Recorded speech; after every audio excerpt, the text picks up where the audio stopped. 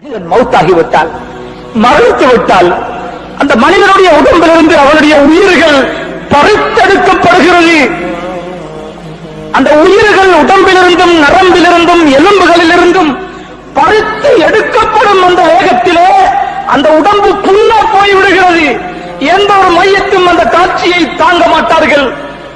ஒரு மனிதன் மரணித்து விட்டால் உடனே என்ன செய்கிறார்கள்? வீட்டில் உள்ளவர்கள் வருகிறார்கள், அடி கழுவ வேண்டும், குளிப்பாட்ட வேண்டும் என்கிறதுக்காக வருகிறார்கள். அந்த மையத்தை உடுத்திருந்த சட்டையை, சாரத்தை, உடுப்புகளை கலட்டுகிறார்கள்.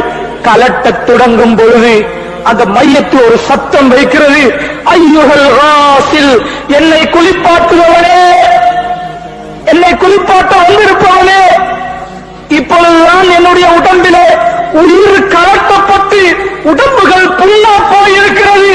என்னுடைய உடம்பிலிருந்து சட்டைகளை கலட்டும் நீ என்னை மெதுவாக நடந்து கொள், தாறுமாறாக கலட்டி விடாதே, என்னை அந்த பக்கம் இந்த பக்கம் போட்டு புரட்டி இந்த புண்ணுடம்பை இன்னும் அழுத்தப்படுத்தாதே என்று ஒவ்வொரு மையத்தும் கெஞ்சுகிறது.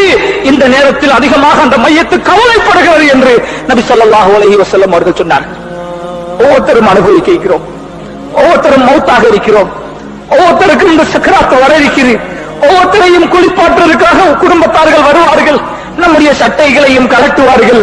அந்த நேரத்தில் தான் அதை உணர முடியுமே தவிர எவ்வளவு சொன்னாலும் புரிய வைக்க முடியாது. அல்லாஹ்வுடைய நல்லடியார்களே, மையத்தின் இந்த நேரத்தில் படக்கூடிய கவலை, இந்த வேதனை, அது போடக்கூடிய சத்தம் ரொம்ப தாழ்மையாக கேட்டுக்கொள்கிறது. சத்தம் போட்டு கேட்கிறது தாழ்மையா, புண்ணுடம்பு புண்ணுடம்பு, இதை தாக்கி விடாதே, மென்மையாக மிருதுவாக பூ போல என்னுடைய உடம்பை நடத்தி என்னால தாங்க முடியாது என்று அவனுடைய குளிப்பாட்டுவனிடத்தில் கெஞ்சி கேட்டுக் கொள்கிறது. இந்த சத்தத்தை மனிதனையும் ஜின்களையும் தவிர உள்ள உலகத்திலே உள்ள அத்தனை உயிருள்ள வஸ்துக்களும் கேட்கிறது என்று நபி ஸல்லல்லாஹு அலைஹி வஸல்லம் அவர்கள் சொன்னார்.